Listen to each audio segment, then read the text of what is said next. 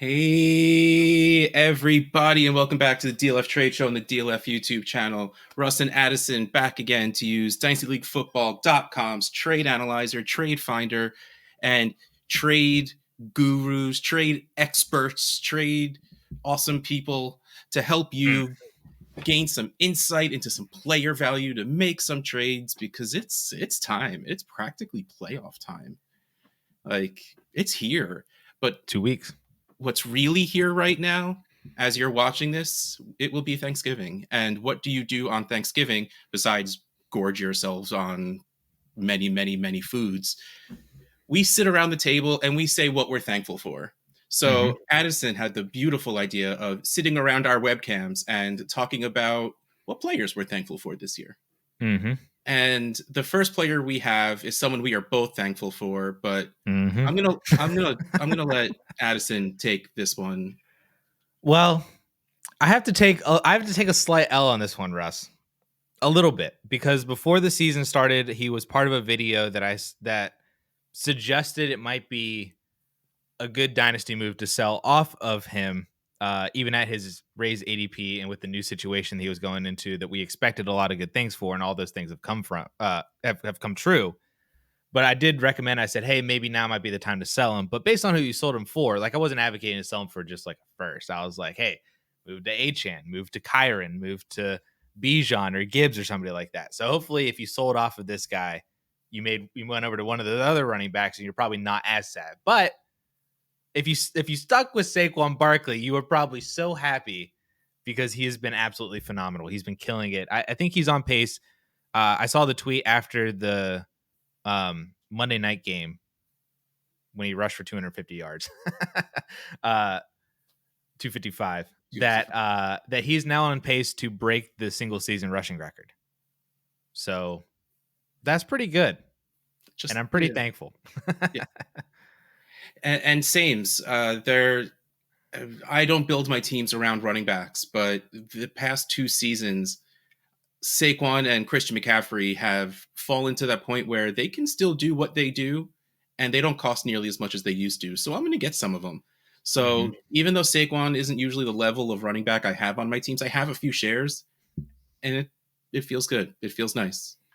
We were talking about, before we started recording, about players we almost traded away for Saquon, and then you're like, it would have hurt to lose that guy, but we'd have Saquon on our team. But you'd have Saquon. Yeah, he's really, really good. Yep, and absolutely should, even if it's on a bad team, he should accidentally make them compete with how many points he's just putting up by himself. Yep, week winner. Yep. So let's go look at some trades with Saquon Barkley in them. 12-team Superflex. Saquon for a 25 first, Jonathan Brooks, and a 25 second. So let's go to the numbers. Saquon Barkley, 463.1 by himself. A 25 first, 348. Nope, that's the 9, 349. Jonathan Brooks, 259. And a second is 129 for a total of 737. So look, you're 3 for 1ing, you're overpaying. I think this is great for a 27-year-old running back, regardless of what he's scoring. Would I do this to go get Saquon Barkley? In a heartbeat. I think it's strong. It's a very strong offer, and at this point, I don't think you get Saquon unless it's a strong offer. Like a first and a second makes sense. A first and a second is probably right. Jonathan Brooks probably worth 2 seconds right now. I don't think anyone wants to give a first for Jonathan Brooks, especially with there should be some depth at running back coming into this class. I mean, I knew they were going to ease Jonathan Brooks in to the offense, but wow. 2 carries eased in. That's I was not ready for that. I unfortunately had to start him in one of my leagues because of buys and injuries. So that did not, like 0.7 points or something like that. He had like 7 yards. I thankfully blocked it out of my memory because I don't actually remember. It was just, oh. Yeah. I mean, it's a good thing and a bad thing for Dynasty, because I feel like once you've gotten to this point, if you've had Jonathan Brooks, you probably knew that you weren't really going to be able to rely on him coming back, especially once Chuba signed. Yeah. And they don't need to use Jonathan Brooks because Chuba's playing really well. And maybe that's a good thing, because that means that Brooks doesn't get like rushed back in and he can take his time to get healthy. And it is really, really sad Yeah, he had two carries for 7 yards. That was it. But I'm still in on Jonathan Brooks, and I'm hoping that we can just take in all of the momentum that we had before the season this year and just take that into 2025. Or if you don't have Jonathan Brooks yet, maybe if he just kind of struggles through the next 5 weeks, then you can have a bye window next year. Yeah, I'm fine with this. And the other way around, I would rather be a wide receiver, but otherwise, again, I like the value. Yeah, I was trying to. Can I not look at the? I guess you can't. You can't they locked their MFL league that I can't look at these teams without having. Yeah, some of them aren't open to the Interesting. Because I was trying to, because I did look, and this mid first and this mid second is from a very middle of the pack team that they're probably going to try to, they're trying to make that push to get into the playoffs, make a championship run once they get into the playoffs. So they're just cashing in. They're going to get Saquon Barkley to be that piece, Yeah. Which I fully understand. I would probably go for it in that circumstance. So it made sense from that point. But then I was trying to find out what type of team would fit to where you would then be selling Saquon Barkley for a mid first and Jonathan Brooks. Where was your team? It has to be a very specifically bad team where Saquon Barkley is the only good thing that you have, and you just held on to him for this exact reason. But I was trying to pull up what that type of team was, but I can't see the roster. Yeah, it has to be someone who maybe at the beginning of the season thought they had a playoff shot, and then maybe they just sort of tuned out a little bit, and then came back in and are like, "Oh, yeah, I should probably sell Saquon Barkley right now." Maybe. And got a big deal for it. I think they did for sure. I mean, because if you make that bet on this, that team, when I looked at the standings, was in 7th place, but they were tied with 3 other teams that could all be, it's going to potentially come down to a points for tiebreaker, a head-to-head tiebreaker for that 5 and 6 seed. But if you bet that team's not going to make the playoffs, then that's a potential top 5 pick in a strong class at the top, and you get Jonathan Brooks for next year, and an extra second on top's not bad either. So it makes sense on both sides. Yeah, I like it. Let's go to the next one. Saquon Barkley and Jerry Jeudy for CeeDee Lamb. Saquon Barkley 463, Jerry Jeudy 45 for a total of 508. CeeDee Lamb by himself 804.2. Man, I don't really care who the quarterback is. This is still CeeDee Lamb pretty easily for me. I get that CeeDee Lamb's not scoring points as much as you would want right now, and Saquon Barkley is, but this is a real dynasty value hit for me. Significant. Yeah. This was part of my argument before the season for why it might have been a good dynasty move to sell off of Saquon Barkley, because he could have the phenomenal season, which he is currently. He's the RB1 running back. Yeah, he's amazing. But yeah, he's 27 years old. Is he really going to gain dynasty value from having that season? And the risk was that, what if he didn't have that good of a season, or what? I'm not even going to say the other option of what could have. But the risk is so heavily outweighing the upside of production and points from a dynasty standpoint that was part of my argument for why it made sense to sell Saquon Barkley. And I fully agree with this. I would take CeeDee Lamb in this so much, because Lamb, while he doesn't have Dak, has still been producing pretty well over the past 2 weeks when he's not playing, the apparently amazing Philadelphia Eagles defense. Lamb has produced well over the past 2 weeks, mainly on volume, but from a PPR standpoint, hasn't been bad.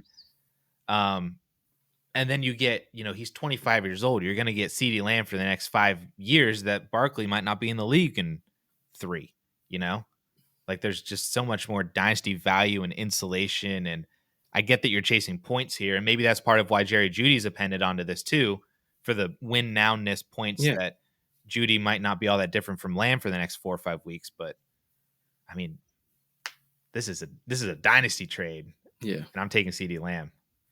Yeah, I get winning is worth it, and I get, winning heals all wounds and all of that stuff, but you're going to hit a point in the non-point scoring season where you're just like, oh, okay, now I need to live with this. Which, I mean, it's a lot easier to live with it when you've got a trophy. Yeah, and maybe you're wiping your tears with a trophy or some $20 bills or something. Exactly. Your bank account's really nice. You're going to have, a really good Christmas or Thanksgiving or something, or Christmas or Valentine's Day, Your DLF subscription is paid off for next year. Exactly. It's a lot easier to have Saquon Barkley in your roster in the offseason when you also have those things. Yeah. But this if you're a team that's trying to make a move like this and you're going to try to use CD Lamb as a piece for a running back to win now, my advice would be, how can you pay for a much lesser running back cheaper? It's not going to give you the points of Saquon Barkley, but what does it take to go get Joe Mixon? What does it take to go get David Montgomery? What does it take to go get any number of one of those other running backs at a significantly fraction of the cost of CD Lamb? Yeah, you can probably go get Aaron Jones for a late second and just be absolutely fine. Boom. Yeah. All right, let's see who's next. Ooh, my guy. I chose Lamar Jackson. Lamar Jackson was never bad, but for some reason, the Dynasty community just kept getting a little lower and a little lower and a little lower. He never fell out of like the top 6 or 7 quarterbacks, I don't think, but like he was QB 6 or 7, and that's too low for Lamar Jackson. And I was able to purchase him a couple of times in the non-point scoring season, and once this morning, which did not make the show sheet.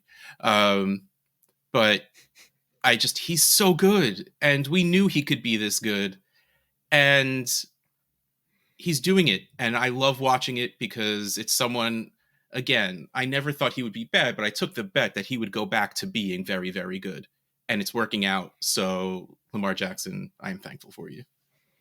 I'm also thankful for you, Lamar, because I have you in a couple leagues as well, because I did the same exact thing of buying it. He was the most valued elite quarterback I've ever seen over the past few years. It was just so easy that like every startup I joined was like, oh, I want like the 106 because then I know I'm going to get Lamar there. And that was like how I started so many drafts. Or you go out and buy him. Yeah, he's really good. I'm thankful for him too. Yeah. Now let's see some of those trades. 12-team Superflex. Lamar Jackson for Brian Thomas Jr. and Drake May. Lamar Jackson, 940.1 by himself. Brian Thomas, 513. Drake May, 445 for a total of 959. So, okay. We're 2 for 1ing. It's even. I feel like I need more for this. I love this pack of rookies. Brian Thomas to the moon. Drake May, I love what I'm seeing out of Drake May. I'm crying at the amount of rumors I'm seeing. I think the best lines in sports books right now is for T. Higgins to go to the Patriots. It seems like I don't want it to happen. I don't want it to happen. I'm on board with it, man. I'm on board. I know you're probably anti-Patriots jersey, but that's really all it is. I don't want a Patriots jersey on my wall. Just please go to the Chargers so I can get the powder blue. Please. Just it makes so much sense. I need more than this. I love these 2 players. I really do, but not at the cost of Lamar Jackson. If you're rebuilding, Lamar's still only a 27-year-old quarterback, which means he's got years before age really starts to matter. But even still, I need something stronger. I need one of these pieces to be something that has succeeded long enough for me to feel safe about it. What if the Patriots don't go and get a pass catcher? What if T-Law misses the season, gets hurt? What if, I guess that doesn't really matter if we're talking rebuild. But they could get rid of Trevor Lawrence and then draft a rookie, and then maybe that rookie's bad. And just there's a lot of, we've seen Brian Thomas Jr. do very well. He didn't pull a Puka. Let's put it that way. He's not automatically a top 6 wide receiver. He's top 12 probably without thinking about it, really. Top 15, I'm sure. But Lamar Jackson. Yeah. If both of these rookies continue on the trajectories that they've already beset themselves on, this will be a win in probably a year or 2 at absolute most. It very well can be. And honestly, I wouldn't be surprised. Yeah. But we're also, you and I have played Dynasty long enough that we've seen so many rookies start off hot and then don't do anything, and then life happens and players get hurt, and then this and blah blah blah blah. And maybe that's a good argument to then break up one of your assets into 2, so then you mitigate that risk that if anything were to happen to Lamar, then, you have another asset that you can fall back on if you've traded him for BTJ and Drake May. But I'm with you. I think I just want Lamar Jackson on this one. I would rather just prefer to have the elite, very, very known production in Lamar at still a very young age of 27 years old than break him up into two very good, but still kind of, more what if, more potential kind of players. I think that this works for teams that, we talk about that the rebuilding teams where it's like you don't really have anything except for Lamar. Then it makes sense to definitely break up that asset into two assets that could, and you kind of keep doing that until you build out a good team. But probably for the other 90% of teams out there, just give me Lamar. Yeah, this is such a gambler loving kind of person's move. Like this is a gamble, and it's one that can really work out, and it's one that honestly I think is maybe more than not likely to at least even out a little bit more than it is right now. Yeah, but man, that's too scary for me. Let's go to the next one, which is very interesting. 12-team Superflex, no tight end premium. Lamar Jackson, TJ Hawkinson, and James Conner for Joe Burrow, DK Metcalf, and Blake Corum. Ooh. Lamar, 940. TJ Hawkinson, 224. James Conner, 119 for a total of 1284. Joe Burrow, 787. DK Metcalf, 370. Blake Corum, 76 for a total of 1233. So the analyzer has these two sides pretty even. There's no straight cross out here for me, which is making it very difficult. Yeah. Like maybe Hawkinson and Connor for Metcalf. Like analyzer wise, that seems to come close to evening out.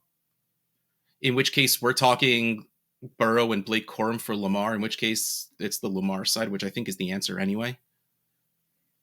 Even without the premium, I think Hawkinson gives you a positional advantage enough that it matters. Plus, James Conner is absolutely in your lineups and scoring points. And if you're trying not to score points, like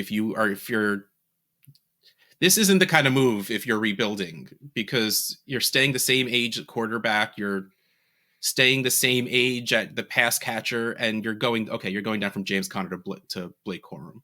But like, that's not really why you do this trade. You don't do this trade to get off of James Conner. Like, I don't really see like this. The only thing I see in this is if you're rebuilding and you're afraid of running quarterbacks.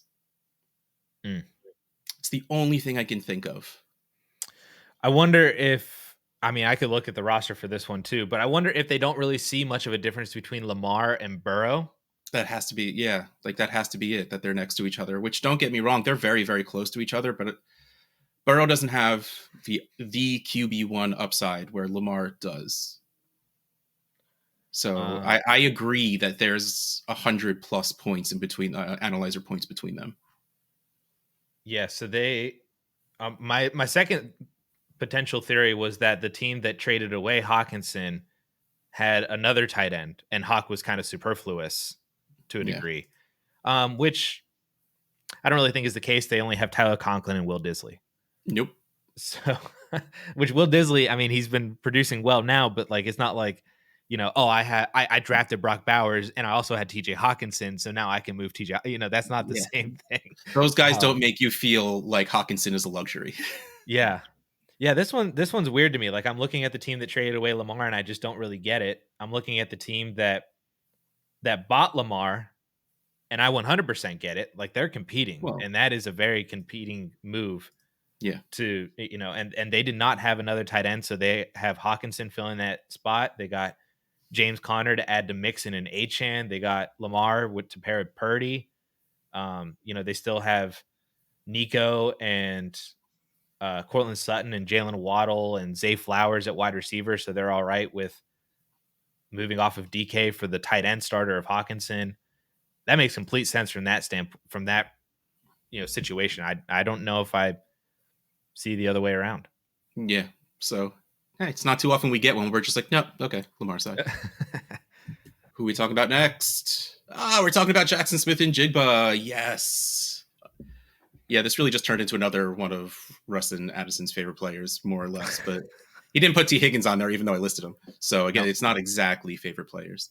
We just both really like Jaxon Smith-Njigba. He's really, really good. That offense has been doing really well. And ever since the DK injury, JSN hasn't really relinquished his target share. No. Well, I mean, he's already surpassed Tyler Lockett. That was like step one, surpass Tyler Lockett. And then step two was close the gap between DK Metcalf and him in terms of targets. And they were kind of close already before DK's injury, but then I think the injury really, brought something out of JSN or brought something out of Grubb to call plays more for JSN or something, or like it gave him the click that Geno needed with him, just getting that kind of attention. It seems to be what we've been waiting for has finally come to fruition. Did you see my tweet on what his 17 game pace is from week 2 on? I did not. Oh, you're gonna be so excited about this. He is on pace for 110 receptions for 1,250 yards and 7 touchdowns on 160 targets since week 2. That was a very good season. Yep. That is. I can't think of anything clever. That is a very good season. It's about an identical stat line as what Keenan Allen had last year in 2023. Though, granted, Keenan did that in 13 games because he's phenomenal. but don't still forget, a top 10 receiver. He threw at least 1 touchdown. So. Oh, that's right. Yeah. How could I forget that one too? Let's start cooking up those JSN trick plays now, just so we can catch up. Mm-hmm. But yeah, JSN's good. JSN's good. So let's look at the trades to see just how good we think he really is. Oh man, I just saw the second trade. Oh, but first trades first. 12-team Superflex. Jaxon Smith-Njigba for Jalen Waddle and Xavier Worthy. JSN 352.9 by himself.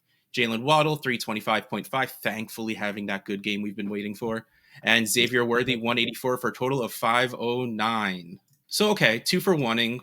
Well, I mean, they pretty much have Waddle and Smith-Njigba equal. I unfortunately think that Waddle's probably down a little bit. Smith-Njigba's probably up a little bit from where they both are. So I don't necessarily agree that this is the overpay we think it is. I don't know if it's quite Xavier Worthy different in the analyzer, at least. Like, I don't know if there's a 184-point difference between the two of them. But again, believing that you need to overpay in the 2 for 1. I like this because, look, if you're rebuilding moving off of a 2020, nice, 22-year-old wide receiver is a little bit strange. But again, we always talk about that situation where you might not have the amount of assets you need, or maybe you're just not a JSN believer and you happen to have him on your team and you are a Waddle believer. So I get this. I like this. Plus, I also like Xavier Worthy. And I believe he can be better than what we're seeing right now. So I like this. And I don't know about, would you give up Waddle and Worthy to go get JSN? Yep. I think I would, but I think I might hate myself for it. I'm not on the Worthy train as much as you and other people. So I'm kind of cool with it. Like, okay. I view him as like 2 years ago, Jameson Williams, Oh, that gives me perspective I did not have before. Okay. In which case I totally get this for JSN on your side, if that's what you're putting on Xavier Worthy. Yeah. You're aging down 4 years going from Waddle to JSN. You're going into a wide receiver that has shown the ability, at least currently, to sustain a higher target share, even as the more wide receiver 2 guy in his offense with a more NFL wide receiver 1 across from him. Waddle's been very inconsistent in terms of his target share this year. And maybe some of that also is because Achan's getting heavily used in the receiving game. Johnny Smith is now starting to break out as a tight end. Seattle doesn't currently have a really good pass catching tight end. Like, Noah Fant is fine, but he's not going to take on like 8, 9, 10 targets a week. Wait. Hold on. Noah Fant.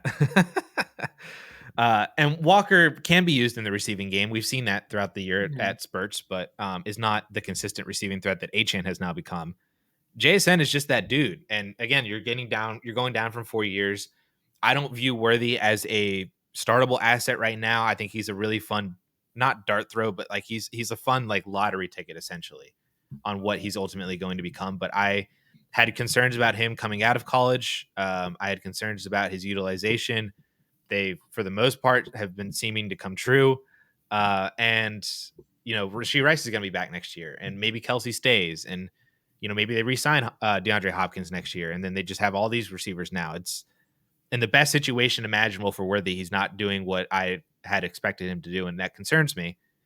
On top of the concerns that I already had for him coming out of college, so I would do this for JSN. I'd pay Waddle and Worthy for JSN. Really just wish the Bills drafted him instead of trading that pick to Kansas City. To me, I think it would have been so different if he ended up in Buffalo. But clearly they didn't want that, and they don't want what makes me happy. So, all right, next trade. Here we go. 12-team Superflex, 2 PPR tight end premium, so 2 points per receptions for tight ends. Because Brock Bowers is included.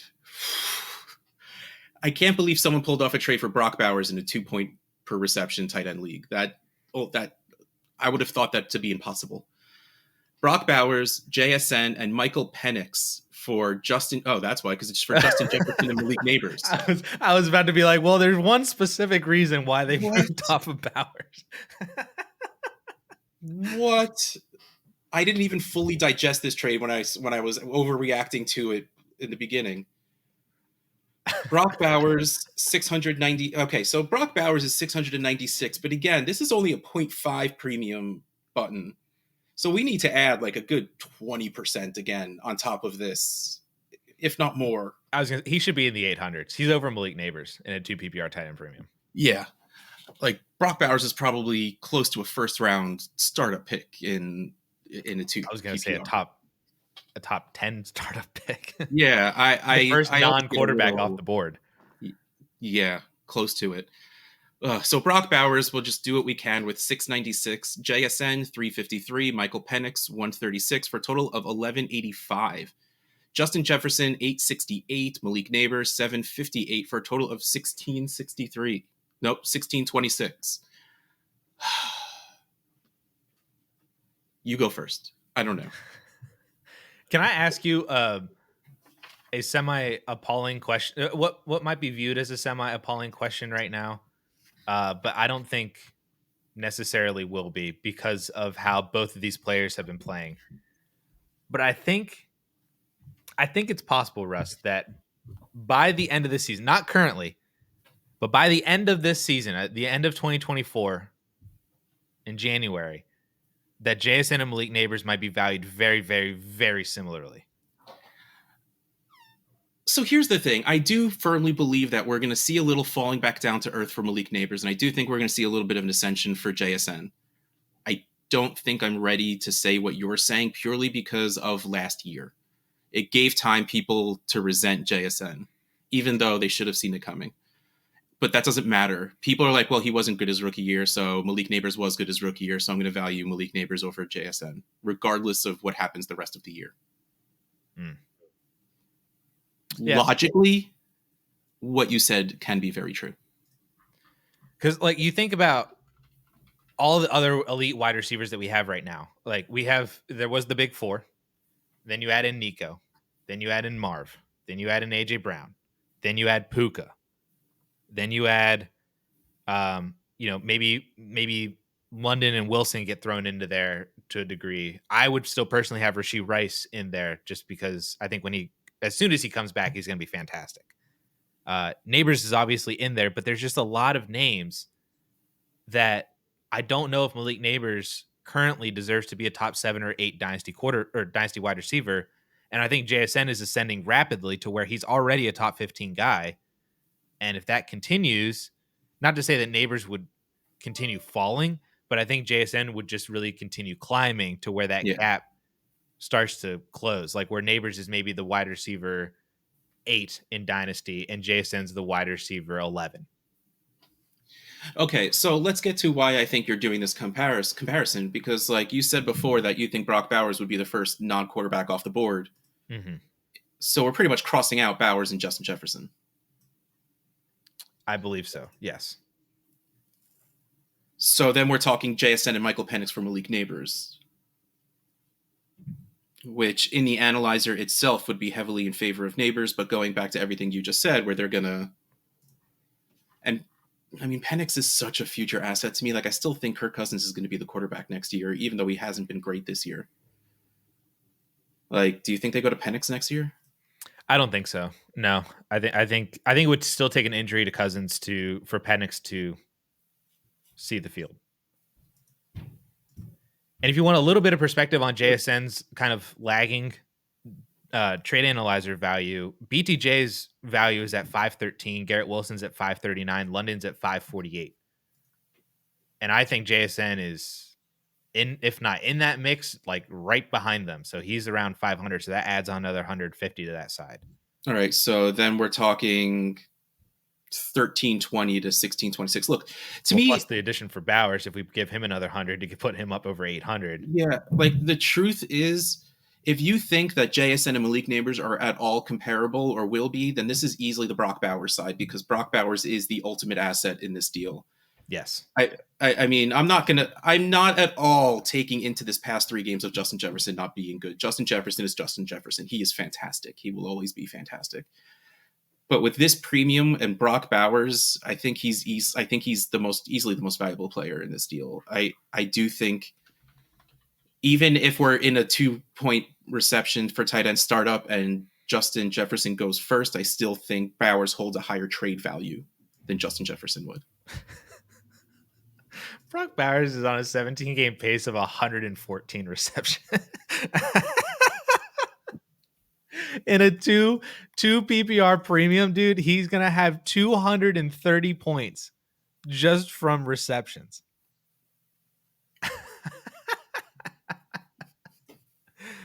Oh my gosh. For perspective, in 2023, 230 fantasy points in PPR is equivalent to the wide receiver 16 Chris Olave. That's what Bowers is on pace to do right now and score in this league just from receptions. Yeah, not including yards and touchdowns. Nope. That'd be another 100. He's on pace for 1150 yards. So that's another 115 points, and 5 touchdowns. So that's another 30. So almost another 150 points on top of that 230 would put him at 380, which is what Tyreek Hill did last year as the wide receiver 2. And he's doing that as a rookie. And look, this is not a Sam Laporta situation. Just let's put that out there. Yeah, this is the sophomore slump. It isn't going to be the same. Yeah, I wish it wasn't Michael Penix. I wish it was, even if it was just another wide receiver that was. What if it was McCarthy? I would like it so much better. All right, because I think McCarthy starts next season. Yeah. I agree. He's healthy. His knee, they seem to be scoping a lot, which is a little worrisome. But I think McCarthy, even with the injury, still, maybe he doesn't start week 1 next year. But if they let Darnold go, then they bring in some other bridge guy. Maybe Daniel Jones just signed with them this morning. So yeah, Daniel Jones will be their bridge. But I still think JJ McCarthy sees the field before Penix does as a starter. So yeah, I would like it more if it was McCarthy, but I don't mind it with Penix, because I would Bowers over Jefferson in this format. And then, you're pretty much crossing out JSN and Neighbors.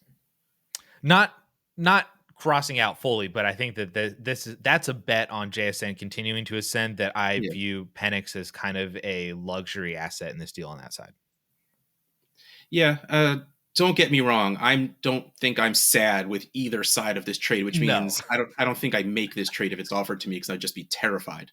Yes. But I think I just take the Bauer side because it's it's not lopsided enough for me to overlook that 2 PPR. Yes. I'm on board with that. That was a good one to end. That was it, right? That was a good one to end on. Whew. I saw that in the trade finder. I was like, yep, that's the last one we're going to talk about. Yes, I love it. Well, I am thankful for that last trade, and I'm thankful for all of you out there. Thank you for watching the DLF Trade Show on the DLF YouTube channel. Russ Fisher, Dynasty Outhouse, Addison Hayes, Adam Hayes _. Happy Thanksgiving, everybody, or happy Thursday for you non-US people, and we'll catch you next time.